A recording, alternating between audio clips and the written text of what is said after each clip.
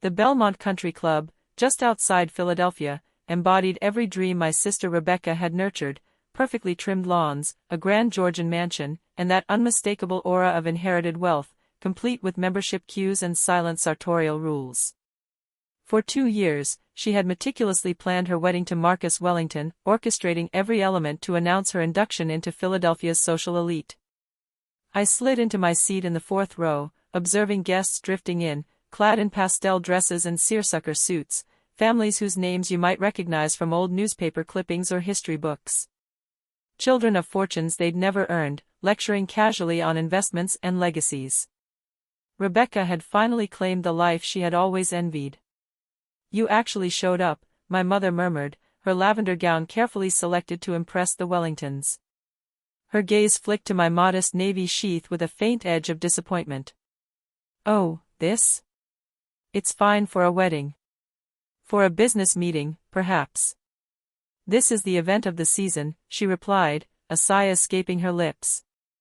"Still, I'm glad you're here. Though I wish you'd brought someone.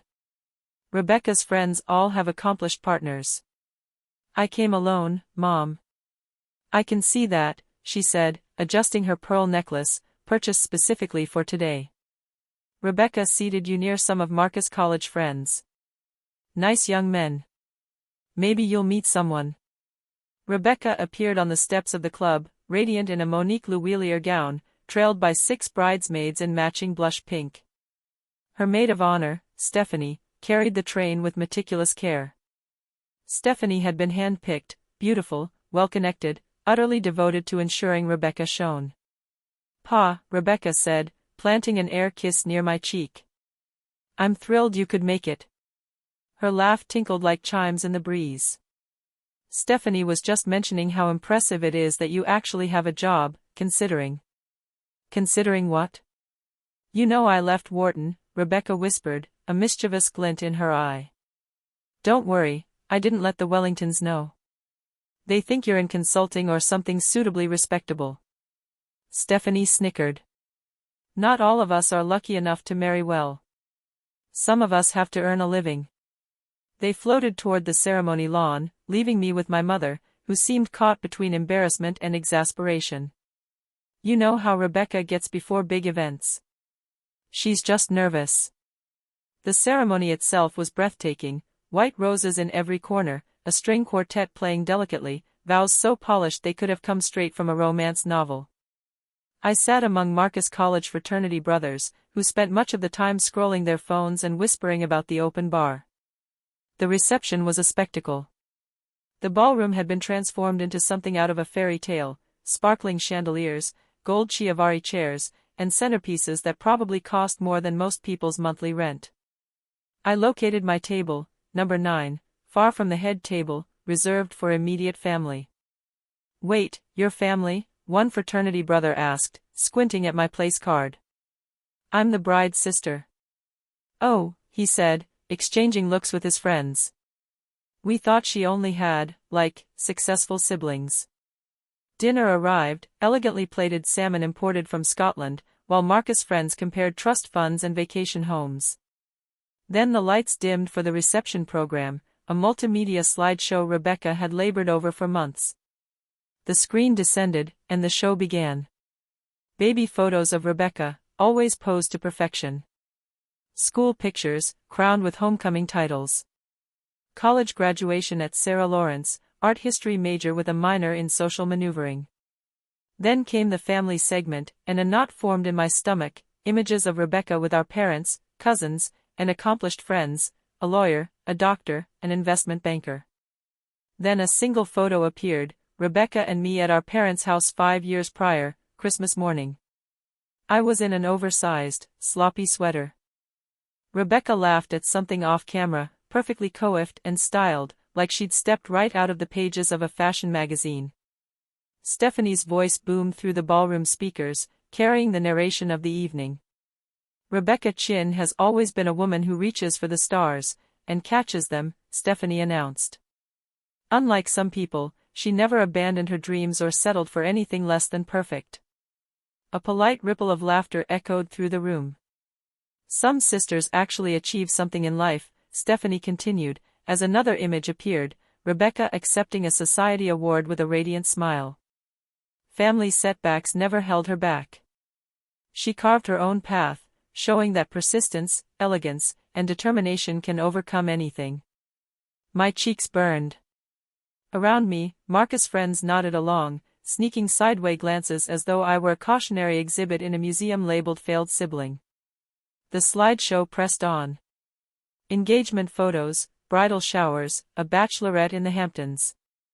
Every image meticulously selected to display sophistication, success, and superiority. Then, the unexpected happened. The screen flickered. The polished presentation stuttered.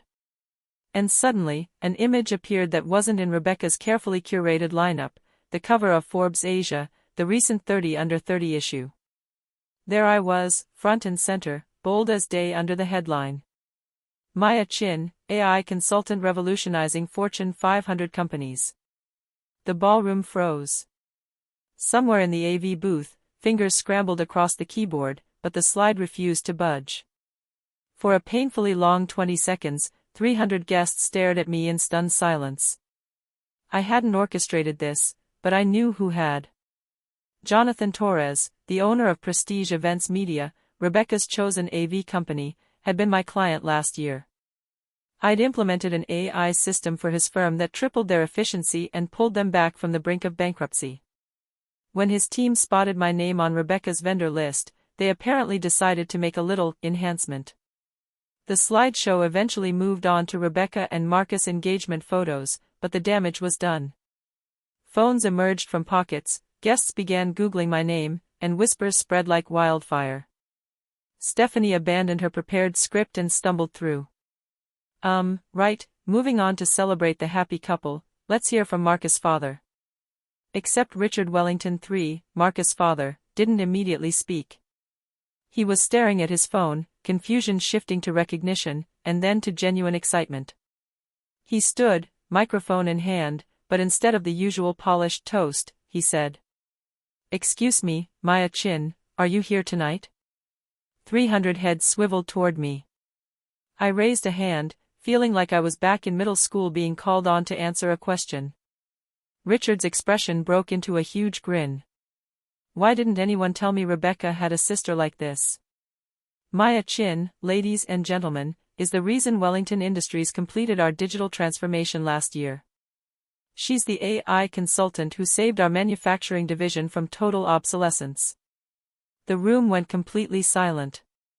Her work generated $200 million in operational savings, Richard continued, warming to the topic.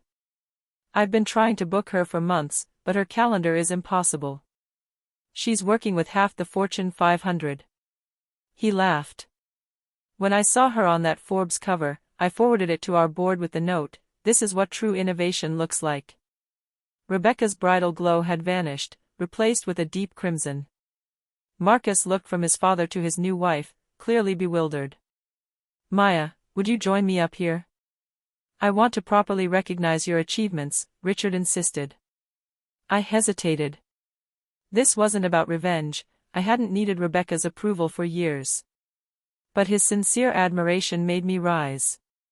As I walked through the rows toward the head table, I felt the weight of every gaze on me, a mix of shock, curiosity, and admiration. The looks around the room shifted, first pity, then confusion, then the slow realization of what was really happening.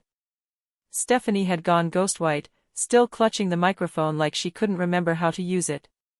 When I reached the head table, Richard greeted me with a warm handshake.